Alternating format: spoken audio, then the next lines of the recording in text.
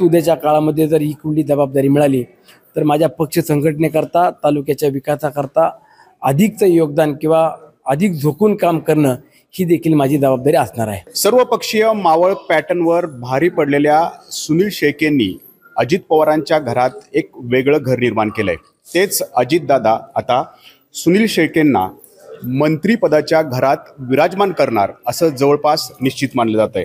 अण्णा, मंत्रिपदाची तुमची इच्छा यावेळेला पूर्ण होणार असं एक जवळपास निश्चित मानलं गेलंय. नाही, मला आपल्या माध्यमातूनच पुढे माहिती मिळते की जी की आता आपण चॅनलच्या माध्यमातून नावं पाहतोय त्यात सुनील शेळकेचं देखील नाव एक आग्रही आहे किंवा मंत्रिमंडळामध्ये वर्णी लागल अशा पद्धतीची माहिती मिळते.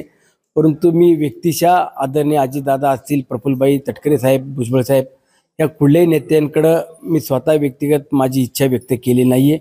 शेवटी आता महायुती म्हणत असताना भारतीय जनता पक्ष असेल, शिवसेना, राष्ट्रवादी काँग्रेस पार्टी आहे, या तीनही पक्षातल्या प्रमुख व्यक्तींना पहिली मंत्रिमंडळामध्ये स्थान दिलं जाईल आणि त्यानंतर नवीन चेहऱ्यांना देखील संधी मिळणार आहे अशा पद्धतीनं मला देखील काही माहिती मिळते.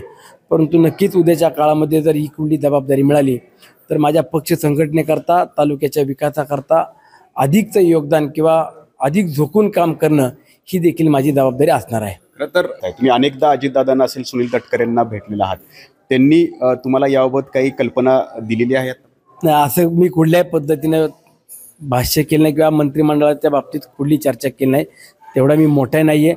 परंतु त्यांच्या देखील मनामध्ये आहे की सुनील शेळकेने ज्या संघर्षातून किंवा ज्या परिस्थितीतून ही निवडणूक जिंकलेली आहे आणि लाखाचं मताधिक्य ज्या वेळेला मिळतं त्यावेळेला नेते देखील विचार करत असतात आणि त्याच पद्धतीचा माझा देखील नेते मंडळ विचार करतायत.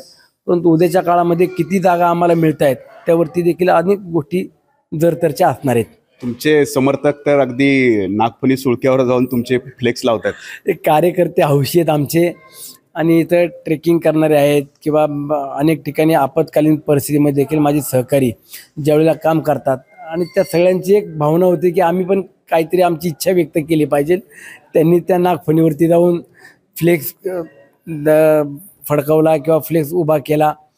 खरोखर कार्यकर्त्यांच्या भावना देखील एक तीव्र आहेत किंवा इच्छा आहे मनापासून आणि ती त्यांनी त्यांच्या पद्धतीने व्यक्त केली. परंतु शेवटी पक्ष कुठला मोठा आहे याचा देखील विचार करून उद्याच्या काळात मुख्यमंत्री कोण असेल, उपमुख्यमंत्री कोण असेल हा सर्वांगीण विचार आम्ही देखील करतोय. संभाव्य मंत्रिपदाच्या यादीत सुनील शेळके यांचं नाव आहे, तशी चर्चाही मोठ्या प्रमाणात रंगलेली आहे. परंतु 5 डिसेंबरपासून सुनील शेळके यांचा नवा पत्ता मंत्री सुनील शेळके असा होणार का याची उत्सुकता सर्वांनाच लागलेली आहे. नाजिमुल्ला, एबीपी माझा, मावळ, पुणे. एबीपी माझा, उघडा डोळे बघा नीट.